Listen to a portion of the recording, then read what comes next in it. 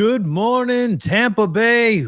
Welcome back to another edition of Channelside in the Morning, live on the Channelside Sports Network. You know me, I am Danny. I appreciate everybody that is tuning in. If this is your first time tuning in, hopefully you enjoyed the show today. We had some debate topics set up today, and obviously I'm not going to debate with myself, so we'll try to limp through this and roll through this as we go through in the morning today. However, I guess we're just going to take this right from the top, I believe. You see the headline right there. No stadium news yet again. No stadium news for the Tampa Bay Rays as Mayor of St. Pete, Ken Welch, announced that he was going to have a press conference, and he didn't. He gave us a press conference, and then he told us the stadium bids that were currently there have been canceled, and now they're expecting a new bid in August. You guys already had bids. You're supposed to choose between two, and it's just almost at this point it's like a pissing match between political figures going back and forth in Pinellas County, which to me that should signify the end of why would we want to even be in a county. And I get it. This was the very first county that gave the Rays the chance. I'm not even sure if you guys are aware of how the Rays ended up in St. Petersburg. I actually learned this backstory from a friend of the show, Chris, last night. This stadium was built long before the Rays were even thought of. This stadium was built when the MLB announced that they were going to have an expansion team. So they built this in hopes that they would have to be chosen. And lo and behold, St. Petersburg was chosen. I love the Thunderdome. Here's where I get it. Like, we've got the ties to St. Petersburg. We've got the ties to Pinellas County. We enjoyed our time there. They gave us our start, et cetera, et cetera. If you're moving from St. Petersburg to Tampa, that's not the end of the world for Pinellas County. You can still redevelop. That area. You can still put in restaurants and hotels and apartments and retail and whatever you'd like to put in there. You can still do that, and none of that is going to be an issue. None of that is problematic if you lose the Rays there. The part that is problematic, though, is keeping the Rays hostage, because that's essentially what you're doing at this point if you are in any sort of political power in Pinellas County, which kind of ties into what we want to talk about next, and that has to do with Stuart Sternberg just sell the team. Is it time for Sternberg to sell the team off? And I get it. He took over the team. The team is in a winning fashion, but he didn't live here. He's not local here. He doesn't care about the area. He's not tied to the community. He doesn't understand what we're doing. He's not an owner. And I know we talked about this yesterday, kind of in a joking, tongue-in-cheek manner, but we talked about this yesterday of call Jeff Vinnick, ask if he actually really realistically does not want to buy the team, because I'd be willing to bet that he does.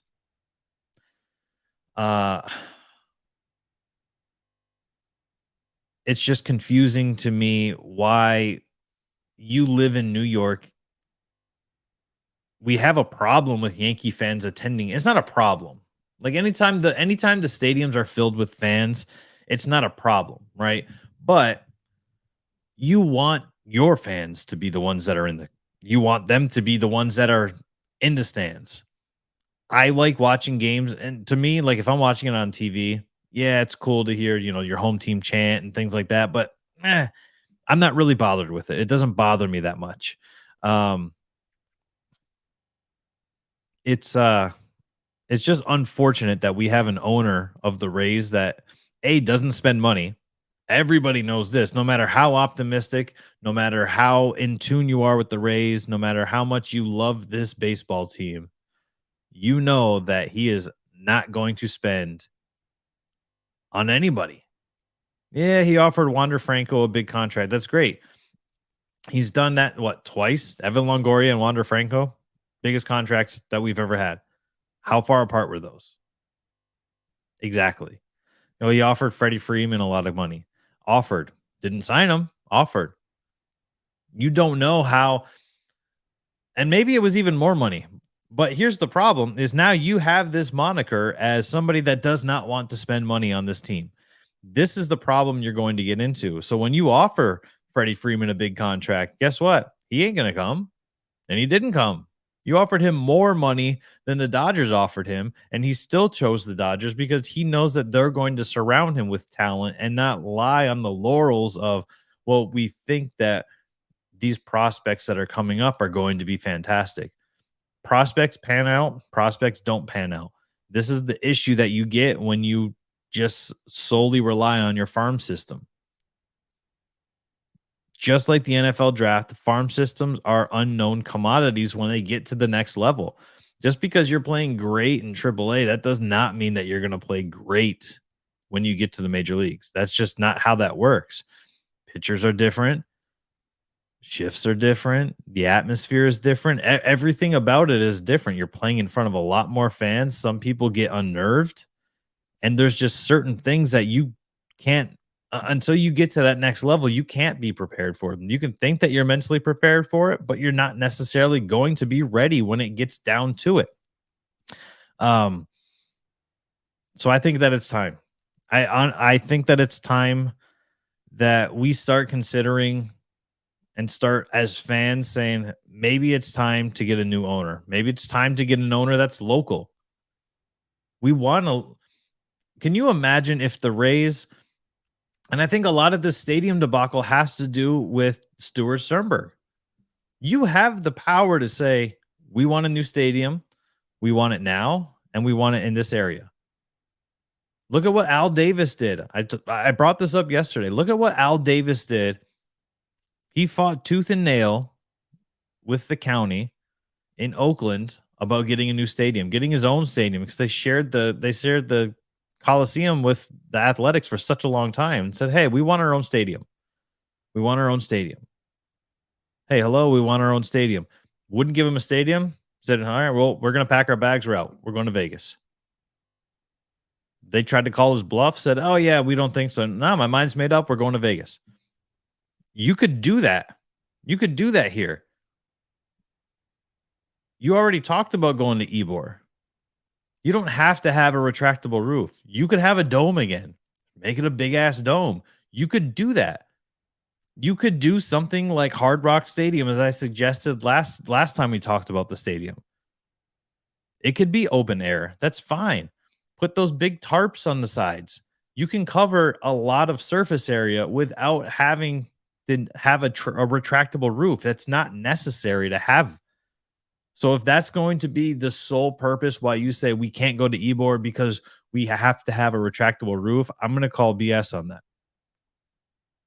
You don't have to have a retractable roof in order to move to a new stadium. You don't.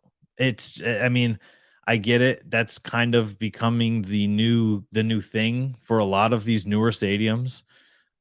Hell, do something like what they did at US Bank Stadium for the Minnesota Vikings, where you have like that big skylight where the entire thing is glass. Then good. Now you get the heat, you get to see outside, you get to see the sky, the clouds, the sun, yada yada yada, and do that. What this necessary need? It's an unnecessary need. This is a want versus a need. The Rays need a new stadium. The Rays need to figure out where they're going to play.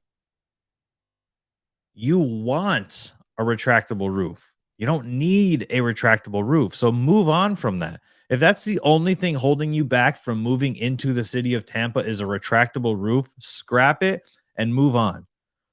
But as I was talking yesterday, I think that it has to do with something bigger. I think that Stuart Sternberg is looking at He's looking at what Jeff Vinnick has done with this community.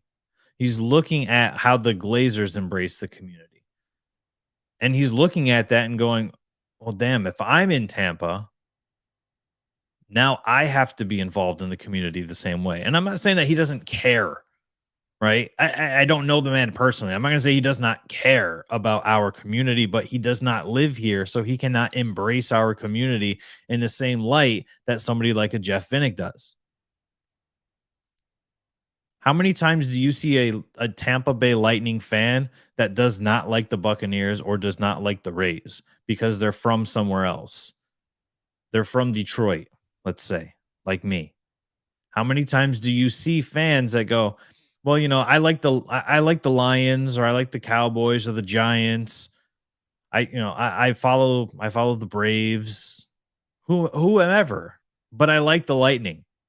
And that's because of the culture that you have created around this fan base. You have created a culture. The Rays don't have a culture. And that's the problem. There's no culture for this Tampa Bay Rays team. And they're kind of like the redheaded stepchild when it boils down to it. When you're looking at like community involvement and fan bases, when you talk about Tampa, you don't talk about the Rays because they're in Pinellas County. It's not that far. From my house, it is a 22-mile drive from my house. Raymond James Stadium from my house is a 19-mile drive. The difference is Raymond James is a 19-mile drive. That's a 25-minute drive, whereas the 22-minute drive to get to Tropicana Field is a 49-minute drive. That's a huge discrepancy in time. Why do you think they're starting to push back the game times on the weekend? They're getting a little earlier in the day instead of having full-blown primetime night games because your day is shot. If you're trying to go, let's say you're driving driving over from Orlando. You've got an hour drive just to get to Tampa, plus another hour drive. You've got a 2-hour, 2.5-hour drive just to come from Orlando, which is only an hour away anyway. It makes all of the sense in the world. So if your only reasoning for not moving to Ybor City is the retractable roof, scrap it, put shovels in the ground and get it and get going. Move this team to Tampa. If you don't want to be involved in the community, don't be involved in the community and sell the team to somebody that wants to be involved in the community. And that's all you can really say. That's all you can talk about when it comes down to it is if you don't want to be here, then don't be here. We in every walk of life, people are like that. That's how everything works. So if you don't want to spend money in a division where you have to spend money to make sure that you're going to win it consistently and you are a consistent contender, don't spend the money. If you don't want to move to a stadium and you want to keep doing this same old song and dance, what's going to happen in August? What do you think is going to happen in August? Because what has happened the last 10 years, 10 plus years? What has happened every time they talk about getting a new stadium for the Tampa Bay Rays? What happens? We push it down. We kick the can down the road again. And there is no more stadium talk going through and it's frustrating. And it's frustrating, especially because it came from another source that, all right, we are going to be moving. We're going to move this along. I'm going to have an announcement and I'm going to provide clarity on where the Rays are going to play. This was what Ken Welch said is I will provide the clarity. We didn't make that up. You said that. And then you said, oh, hey, by the way, we canceled everything that's currently in place and we hope to have something else in place in August. For what? Who are you talking to? How idle have we been? How long are we going to sit on our hands and just let them go numb? I could make like a high school joke, but you guys probably understand that reference by now. It's just to me, it's very frustrating, and I don't understand. I don't get it. I don't understand why this is problematic, why this is still continuing. And to me, like I said, this is a new thing for me. Talking about the stadium, I've liked having these conversations with fans now, because this is new to me. So while some of you may be tired about talking of, I get it. I get why you're probably tired of talking about the Tampa Bay Rays stadium now. This is new to me, so it's an interesting topic, and it's fun for me to interact with you and hear your thoughts about the stadium and hear your thoughts about how tired you are of having the same conversation over and over and over again, because to me it's already tiresome. So I can only imagine for you guys how tiresome it really is. It's insane to me. um since we're talking about selling teams, Shaq came out on the big podcast. I actually got a video clip I'll pull up here for you guys. I don't know if he's serious about what he's talking about or not, but let's pull this thing up here. Shaq, Dennis, and Shaq's billionaire friends are ready to purchase the Orlando Magic. This message goes out to the DeVos family. If you're ready to sell the Orlando Magic, sell it to somebody that's going to take it to the next level. That's us. Who would you craft to be the team that you want? I'm going to bring one person in that I trust. That's going to be D. Scott. And then D. Scott can pick everybody else. The two of your minds together. His mind. I don't have a mind. Let me help you with that to share what he's trying to say so people understand it. We're so similar from the standpoint of we give people responsibility because we trust them. We don't like to micromanage people. So what Shaq is saying is we trust that what we did as teammates, how all of us were together, I was the voice behind the big fella saying this is who we need. So that's why he's saying, let me be GM, let me be the voice, let me call people and say, hey man, come play with us. Come to Orlando. Listen, we still run that franchise. And if they want to sell it to us, DeVos family, we're ready to go right now. So is he serious? I'd be A-okay if Shaquille O'Neal bought the Magic. I think that Shaq has one of those polarizing personalities where players will want to play with him. Now, potentially, Shaquille O'Neal would want to, maybe he's too outspoken for some players, and that's kind of where the differential is. Like he's too hot-headed. He's too much of a personality. I mean, we saw what he said about Rudy Gobert, and he's honest. And that's the thing is, like, I'm honest. I was a little bit salty that Rudy Gobert got all this money because I was a better player than Rudy Gobert. And to an extent, he's correct, right? He was was a much better player than Rudy Gobert. Who are we kidding? Shaq's one of the greatest players of all time. But if he's going to buy the Magic, I mean, that's a huge move, especially with Dennis Scott. And he's right. We still run that franchise. When you talk about the Orlando Magic, I know they went to the finals with Dwight Howard, Hedo Turkoglu. I know they went to the finals then, but people don't talk about that team. They don't. They talk about the 90s Magic. They talk about Shaq, Dennis Scott, Penny Hardaway, Nick Anderson, the Scott Skiles. They're talking about that team all the time. Like, that's what we always go back to. So when Shaq says we still run that franchise, he's not lying. He's 100% correct. He still does run that franchise, and he is, whether he's being serious or not, whether he's being tongue in cheek, kind of like we were talking about Sternberg calling up Jeff Vinnick. It's possible, but we do not know the answer to that for sure. I'd be okay with that. I would be totally open for the fact if Shaq legitimately bought the Orlando Magic, because you now have a person that's in a position of power that's going to attract not just fans, but he's going to be able to attract free agents. He's going to be able to attract and make Orlando a trade destination. Look, we see this all the time in football. The Miami Dolphins are not a contender. The Bucks obviously are a contender now, but we see this all the time when it comes to football of no state tax attracts free agents. When you're getting these big contracts and you don't have to pay anything extra, perfect. So let me come down. Let me enjoy the warm weather. Yeah, it's going to rain a little bit in the summer, but you know what? Let me enjoy this warm weather. let me just kind of relax here.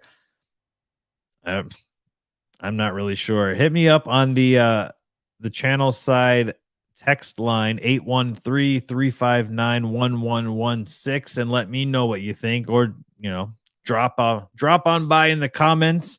Thank you all for tuning in this morning. This is Channelside in the Morning, live on the Channelside Sports Network, talking about Shaq possibly wanting to buy the Orlando Magic. He says that we already have the money. I would assume that when he says we already have the money, he's talking about him and a group of people. Now, we know Shaq is a very, very good businessman, and he has taken a lot of the earnings that he has from his playing time, and he's invested in, Papa John's and car washes. And I think Five Guys, if I'm not mistaken, but he has so much money tied up in all of these other franchises that he's got so much of a residual income that maybe he buys the team himself. I highly doubt it. I would assume that would be kind of an ownership group of Shaq and some silent partners, and then Dennis Scott will be president of the team, or I'm not sure exactly how that would work fundamentally between them. I would like to hear more. So if he's 100% real and not kidding about it, I would love to hear more about his plans to buy the Orlando Magic and see which way you would like to go. NBA free agency is starting today. I think it's at 3:00. It starts. Mo Bamba is set to hit free agency, though.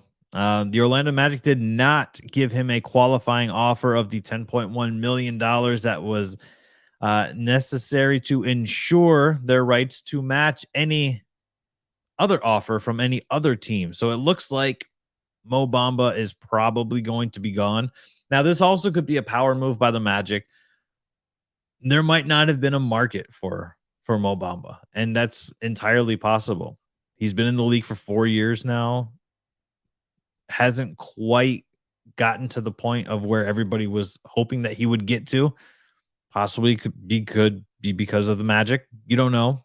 Sometimes players just don't fit schemes. They just don't fit on a particular team, and it happens, right? But there's always that thing in the back of your mind where you say, okay, this could be a power move. They did not give him a qualifying offer for a reason. There could be no market. There might not be a market for Mo Bamba right now to where they can now lowball him a little bit and say, hey, we'll give you $10 million for 4 years, whatever. We're going to sign you to this big deal. NBA contracts don't necessarily always have prove it deals, like when you're talking about football contracts. So it's a little more difficult to say, hey, we'll sign you to a short-term contract, kind of a prove it deal. So maybe they offer like a 2-3 year contract. Maybe they don't, but the Magic have $29 million in cap space, which is one of the most in the league. So now that you have Paulo Banchero, Markelle Fultz, possibly Jonathan Isaac coming back from injury, and who knows how good Isaac is going to be. It's been 2 years. It's essentially been 2 years since Jonathan Isaac has played an NBA game, and you don't know what kind of rust is going to be there. And it's the same in all sports. You can practice as hard as you want. You can scrimmage as hard as you want, but there's nothing like game speed. There's no competition like once you're actually in a game. It doesn't matter how good you are, how your rehab is going, how your recovery is going. You want your body to be 100%. Your body can get 100%, but you're never going to get up to game speed until you're in games going at game speed. But with $29 million, I mean, there's some notable free agents. Obviously, I don't want to hear about James Harden. I really don't want anybody to bring up James Harden.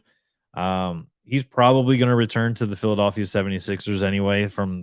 That's the sounds of everything is that Philadelphia, he's opting out of his player contract so he can give them a more cap friendly deal so they can try to attract somebody.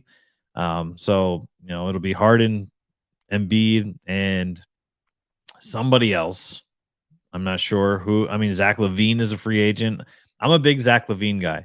I'm not sure if my good buddy Andy's watching watching this morning, but I know he's a big Zach LaVine guy, and I'm sure you do not want to see Zach LaVine going to the Magic. However, the Magic are on the come up. Maybe he's the guy that they need to kind of push them up to that next level. Instead of being bottom of the barrel in playoffs, they can be middle of the pack and then start building towards being better in the pack. Never know. I guess we'll wait and see. Obviously, follow Channelside Sports on all the social media platforms, and we will not only have coverage all day long, but I will be giving analysis of who I think, if I think a deal was good, because clearly I know better than the people that are running these teams. But no, I'm kidding. We are Channelside Sports. We are the voice of the fans. We are a fan voice, and we just happen to have this platform, and we appreciate the growth that we have seen. We appreciate the love and support that we have from this community so far. And this isn't even the tip of the iceberg for the things that are coming up in the future for Channelside Sports. So once again, we thank you. If you're interested in following for NBA coverage, we are going to start having a lot more coverage of the Orlando Magic. And not only that, we are also going to have quite a bit more coverage of college football, which I'm going to let you guys take a look at this real quick. This is from a friend of mine, Big Game Boomer. He is a great college football reporter on Twitter. He's got 45,000 followers, something along those lines. So obviously, he's doing something right, and somebody is enjoying what he's doing. But I'm going to let you guys take a look at this for just a second. This is the 20 most and least sensitive college fan bases. Let me know what you see up there.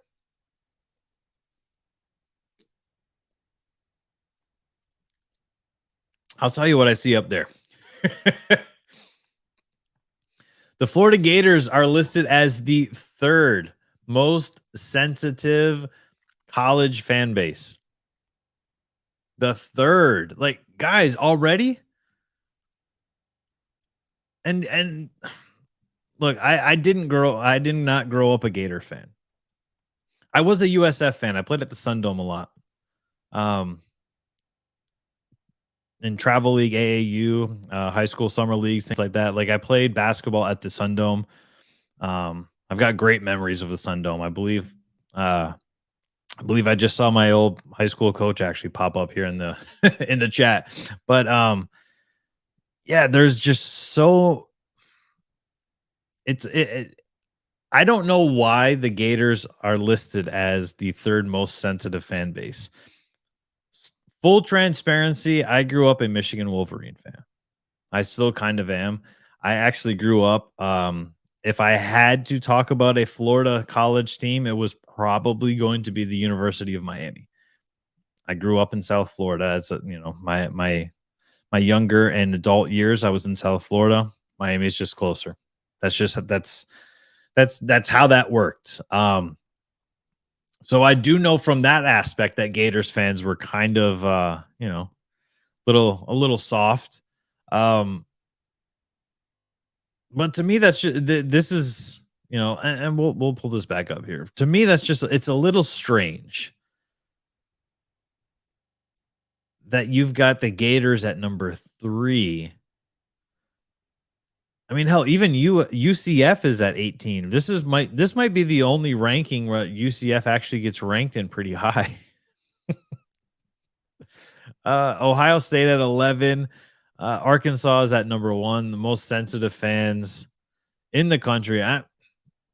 Wisconsin being the least sensitive fan. That to me is interesting. Growing up as a Michigan fan, I saw a lot of complaining and crying from Wisconsin fans. But look, if you are a Gator fan, let me know what you think about your fan base being ranked as the third softest fan base in all of college sports. Likewise, Seminole fans, you're 15. The U is at 12. I mean, Florida's all over this. Our state is all over that. Are we just a bunch of complainers? Is that what's happening here?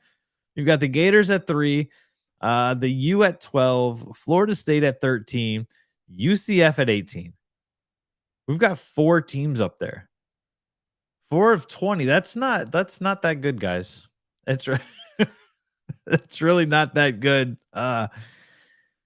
Please let me know. Let me know what you think about the Big Game Boomers sensitive college rankings. And a lot of this has to do with, so I asked him how he came to the consensus of this, and he said a lot of it he does is based off of Twitter searches. And he'll see what fan base is on Twitter complaining the most. So, Gator fans, if you'd like to drop down from number 3, stay off your soapbox on Twitter. Keep it to Facebook. Keep it to Facebook with all the other complainers. Let's just do that, because Twitter is for the trolls. We know this. Twitter is for the trolls. Facebook is for the complainers. And Instagram is kind of on its way out. Peter King. Good old Peter King. Love Peter King. Respect the hell out of Peter King. Mentor of mine when I started getting into journalism. I really followed his work.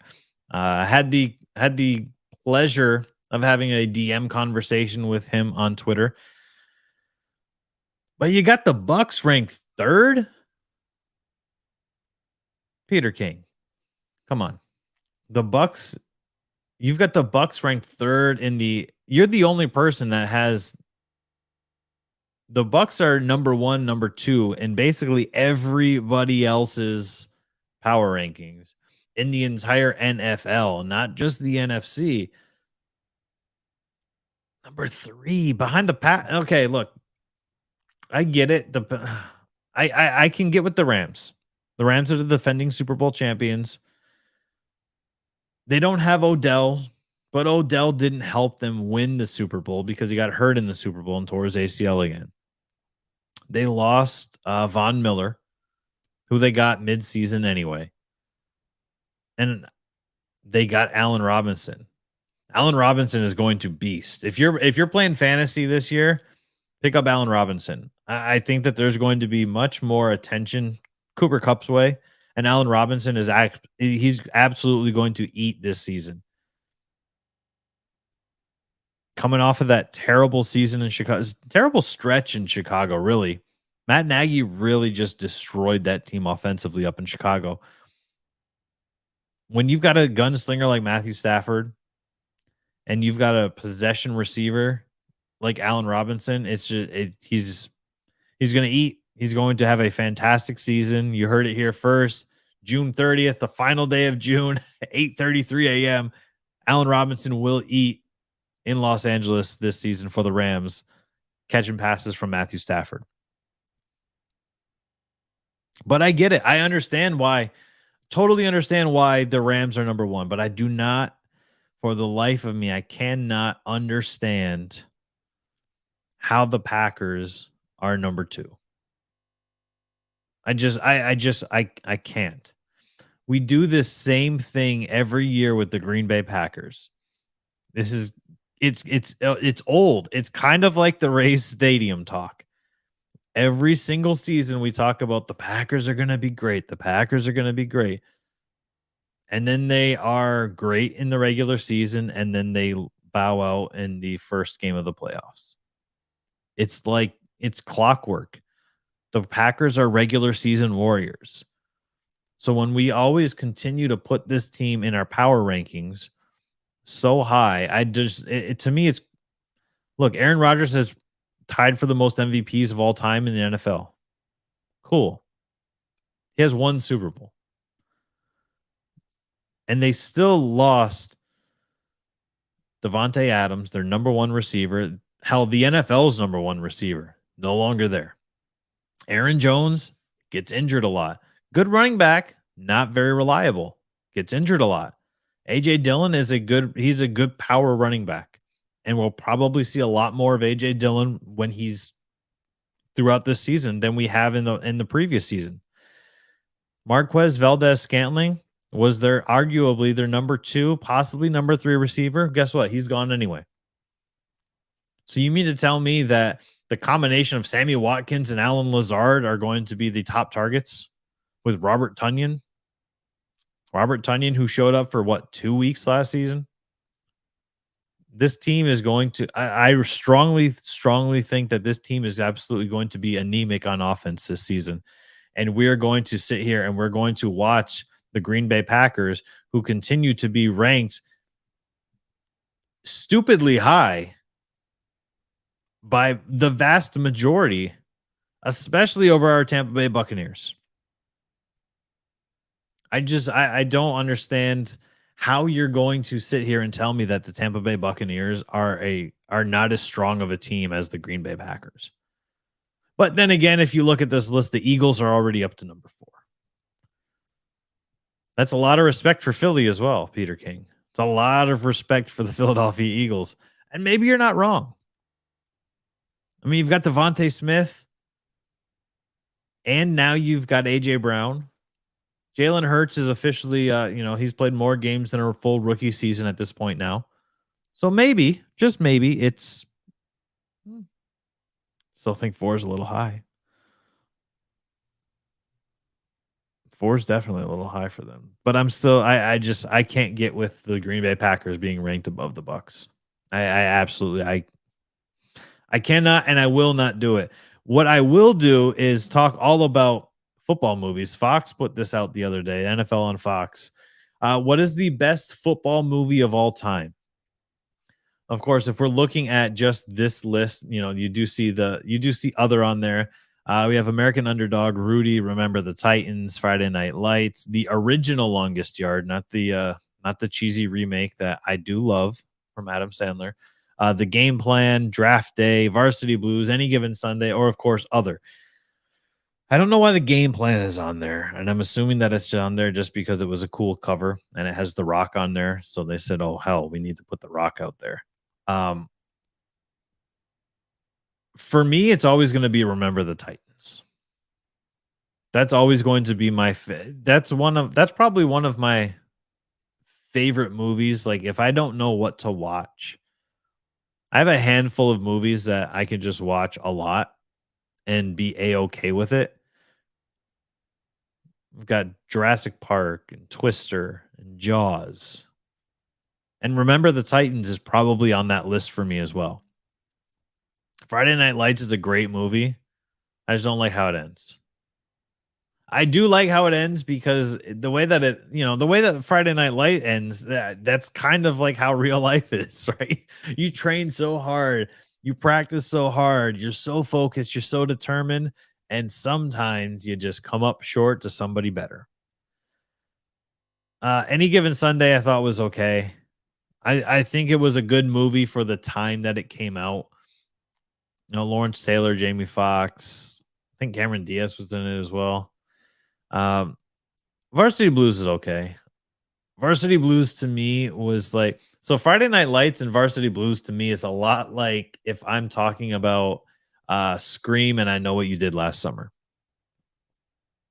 I think they're kind of one and the same, and they're kind of interchangeable. And if you like one more than the other, I can't really argue and debate that with you.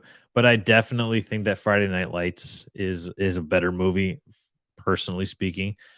But yeah, Remember the Titans is by far going to be my favorite football movie, and I think that is the best football movie that has been released to this day. Again, this is just one man's opinion. Let me know what your thoughts are. Drop them in the comments. If you are tuning in for the first time, please, if you enjoy the one-man show that I am today, please hit the subscribe button, hit the thumbs up button. That will help us continue to evolve and grow the show, and will also push us more so towards the front page of YouTube. So I definitely appreciate everybody tuning in today. I'm excited about a lot of good positive things coming up for Channelside Sports. So definitely thank you all for tuning in. NBA free agency is set to start. Should the Rays sell? Maybe.